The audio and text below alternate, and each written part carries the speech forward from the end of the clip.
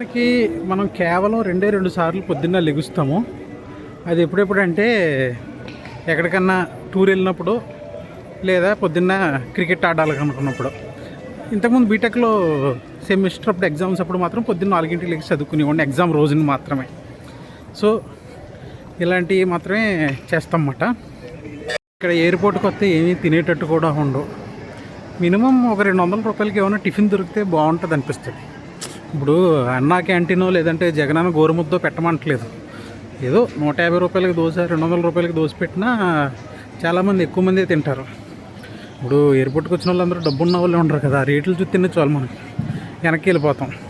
Dubai వెళ్ళే batch ఉంటారు, సంపాదించుకోవడానికి వెళ్ళే బ్యాచ్ ఉంటారు, ఆఫీస్ పనుల మీద వెళ్ళే బ్యాచ్ ఉంటారు. సో వాళ్ళ కోసమన్నా 200, మరీ 50 రూపాయలకో లేదంటే కూటమి ప్రభుత్వం పెట్టిన అన్న క్యాంటీనో జగనన్న గోరుముద్దో పెట్టమంటలే. 200 రూపాయలకి దోశ పెడితే బెస్ట్. 2 సమోసాలు 300 అంట. ఏం కడుపు నిండుతుంది, కాలు కూడా నిండదు. Favourite beer spot. ఇక్కడ కనుక తాగాలి ఫుల్గా అనుకుంటే మాత్రం ఆస్తులు అమ్ముకోవాలి. ఎవరన్నా పార్టీ అడిగితే ఇలాంటి చోట్లను అడగాలి. కాకపోతే హైదరాబాద్లో ఎక్కడ బయట కనిపించలేదు, ఓన్లీ ఎయిర్పోర్ట్లోనే కనిపించింది. బెంగళూరులో బయట కూడా ఉండేది. కునాఫా స్వీట్ మన ఫేవరెట్ స్వీట్ ఇది.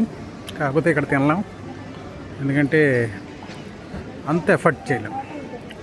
బాగుంటాయి. కాకపోతే బెంగళూరులో ఒకసారి ట్రై చేశా, ఏదో వెబ్ సిరీస్లో చూసా కునాఫా స్వీట్ గురించి, చాలా బాగా అనిపించింది. షాపింగ్ మాల్లో కానీ లేదంటే ఇలాంటి ఎయిర్పోర్ట్లో కానీ వాష్రూమ్కి వెళ్ళాలంటే ఒకసారి చూసుకొని వెళ్ళాల్సి వస్తుంది. ఎందుకంటే ఏది మేలో ఏది ఫీమేలో అర్థమే చావట్లేదు. చిరంజీవి శ్రీదేవి బొమ్మలు ఏదన్నా పెట్టచ్చు కదా, క్లియర్గా అర్థమవుతుంది జనాలకి. ఏంటో ఏలో యూజర్ ఫ్రెండ్లీ అంటారు, యూజర్ ఫ్రెండ్లీ అంటారు, ఏమనిపించదు యూజర్ ఫ్రెండ్లీ. కొంచెం స్లోగా మాట్లాడాల్సి వస్తుంది ఎయిర్పోర్ట్లో. ఎవరన్నా వింటారా ఏంటా అని. ఓకే, ఎంత సిగ్గులేనుడినైనా ఒక 99%, 1% సిగ్గు ఎక్కడొకటి ఉంటుంది కదా, అందుకే చెప్తున్నా. ఇటు తిరిగి మనం వాటర్ తాగడం తప్ప ఏం చేయాలి అంతే. అందుకని ఇంకేం చేస్తాం. ఇదేదో ఫారెస్ట్ ఎసెన్షియల్ లగ్జరియస్ ఆయుర్వేద అంట. డబ్బున్న వాళ్ళు ఏం చేసినా రిచ్గానే ఉంటుంది. టిఫిన్ ఏమో 400, 500 ఉంటుంది దోశ. ఇంటికాడి నుంచి పిండి తెచ్చుకొని ఆ పెనం మీద ఖాళీగానే ఉంది, ఎలాగో వేసుకున్నా అయిపోయింది. సారీ భయ్యా, నా పిండి నీ పెనం మీద ఒలిగిపోయిందని చెప్పి మాడేకి తీసుకోవచ్చు. అదే దోశ అయ్యాకి తీసుకోవచ్చు. ఉలోచారు కేఎఫ్సి అంట ఇదేదో. కాకపోతే ఓకే, ఎలాగో ఫ్లైట్లో మనం నాన్ వెజ్ బుక్ చేసుకున్నాం కాబట్టి చల్ల పునుకులు, మిర్చి బజ్జీ, అరటికాయ బజ్జీలు గట్రా ఉండవేమో. Let's see. ఫ్లైట్లో ఎలాగో బుక్ చేసుకున్నాం కాబట్టి అక్కడ తిన్నాం. అసలు ఈ ఐరిష్ హౌస్లో తాగి పడిపోవాలని ఉంటుంది. కాకపోతే ఆస్తి పేపర్లు తీసుకురాలేదు కాబట్టి లోపలికి వెళ్ళట్లేదు. యాజ్ యూజువల్గా మనం బోర్డింగ్ వైపు వెళ్ళిపోతున్నాం.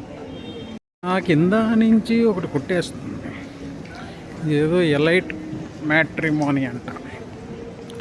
కాదు, ఎయిర్పోర్ట్కి రాగానే ఎవడన్నా పెళ్లి సంబంధాలకు ఇక్కడికి వచ్చి చూసుకుంటాడా? ఆల్రెడీ ఫిక్స్ అయ్యాక వస్తాడో లేదంటే చూసుకోవడానికి వెళ్తాడు.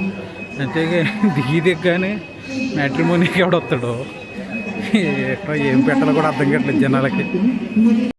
సినిమాల్లోని ఎక్కడ పడితే అక్కడ ట్రైన్లో కానీ, ట్రాక్టర్లో కానీ, బస్సులో కానీ ఎక్కడ పడితే అక్కడ పక్కన అమ్మాయిలే కూర్చుంటారు. కాకపోతే మనం ఏంటో ఎక్కడ ఎక్కినా పక్కన అమ్మాయిలతో అందరూ కూర్చుంటారు. అది సినిమాకి రియాలిటీకి చాలా తేడా ఉంటుందని అర్థమైంది. ఈ ఇండిగో ఫ్లైట్లో సాంబ్రాన్ పొగ మాత్రం బాగుంటుంది, బాగా వేస్తాడు. ఫైనల్గా నాకు ఫుడ్ అయితే వచ్చింది. ఏదో చికెన్ పీస్ ఏదో వస్తుంది అనుకున్నాను, కానీ ఇలాంటి చికెన్ శాండ్విచ్ వస్తుంది అనుకోలేదు. కాకపోతే బర్డ్ ఫ్లూ ఉన్నా సరే తినేసాను, ఎందుకంటే ఇచ్చారు కదా, ఇంక వేరే గతి లేదు కాబట్టి. నా ముందు వాళ్ళు దోశలుని ఇడ్లీలు తెచ్చుకున్నారో వాళ్ళు ఎక్కడి నుంచి తెచ్చుకున్నారో కానీ నేను మాత్రం ఈ చికెన్ శాండ్విచ్ తిన్నా. వాళ్ళకి ఆ ఇడ్లీ దోశ మరి ఎక్కడ దొరికిందో కానీ. ఖాళీగా ఉండి ఏం చేస్తాం, ఎన్ని క్యాలరీస్ వస్తుంది ఏంటి అని మొత్తం అంతా చెక్ చేసుకుంటాం కదా. FSSAI నిర్ధారించిందంట. అది నిర్ధారిస్తే ఎలా ఉంటుందో తెలుసు కదా మనకి. మన ఆయిల్ ప్యాకెట్స్ అవన్నీ కూడా అదే నిర్ధారిస్తుంది. ఇది ఫ్లైట్ యొక్క స్టెబిలిటీని చెప్తుంది అన్నమాట. ర్యాడ్స్లో చెప్తాం స్టెబిలిటీ, మైక్రో ర్యాడ్స్ కానీ ర్యాడ్స్ కానీ. సో దీనివల్ల ఏంటంటే ఎంత స్టేబుల్గా ఉన్నదనేది ఒక మెజర్మెంటు. కిటికీలోంచి బయటపడేయాలనుకుంటున్నాను కానీ కాకపోతే కిటికీ తెరవదు అనుకుంటా కదా. సో ఇంకేం చేస్తాం.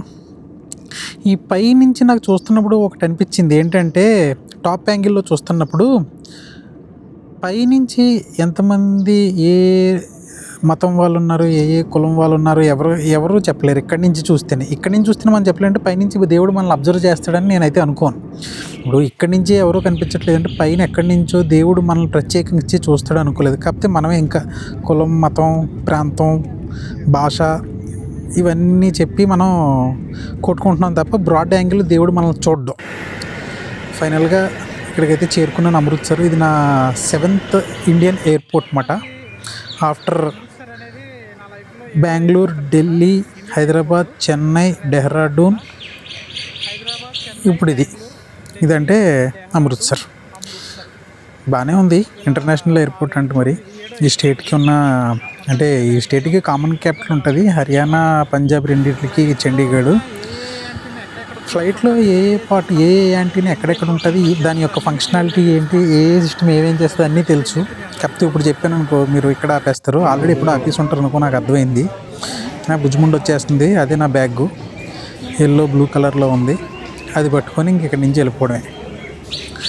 ఇది మన ట్రిప్.